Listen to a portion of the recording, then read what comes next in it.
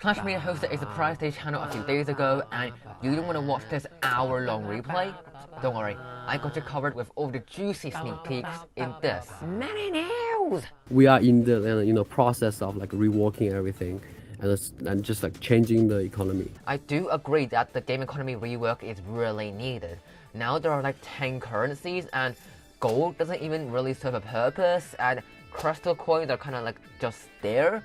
So yeah, I do think it is a bit messed up, especially after the progression changes.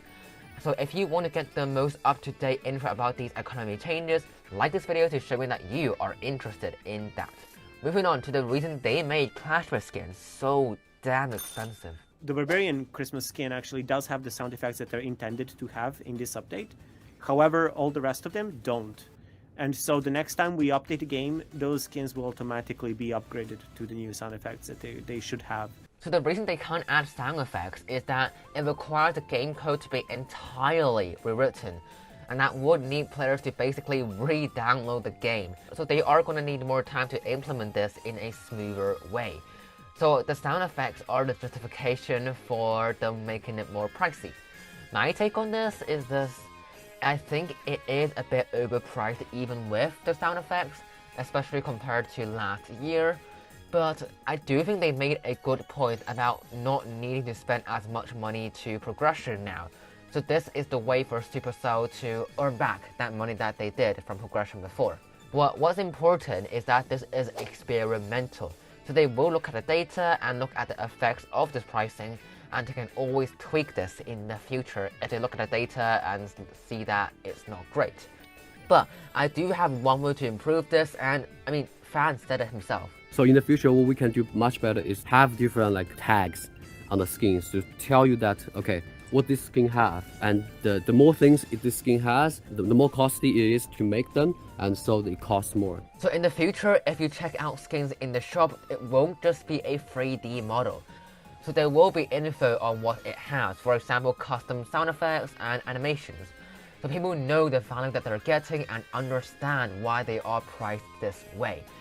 I think that they can do this a step further by showcasing some of those unique skin features in the shop directly, by, for example, displaying winning animations and letting you hear the sound effects by pressing a button, so people know with full transparency what they are getting. So we can avoid these awkward clarifications about sound effects like the stage channel right here. And now I've saved the best info for last. The goal we want to achieve in the next updates in the future is that players who don't pay any money, they have reliable way of getting really cool things that only them can get. Yep. It's so cool and so exclusive that they feel they earned it without spending anything. There are different incentives from different players that we all need to serve. So in summary, there will be unique cosmetics to reward these free-to-play players too, especially for active or skilled players. So maybe this will come in the form of achievements. Maybe you can get this emote if you finish in the top 1000, or you can get this skin for playing every day. So you don't need to necessarily pay these prices to get cosmetics.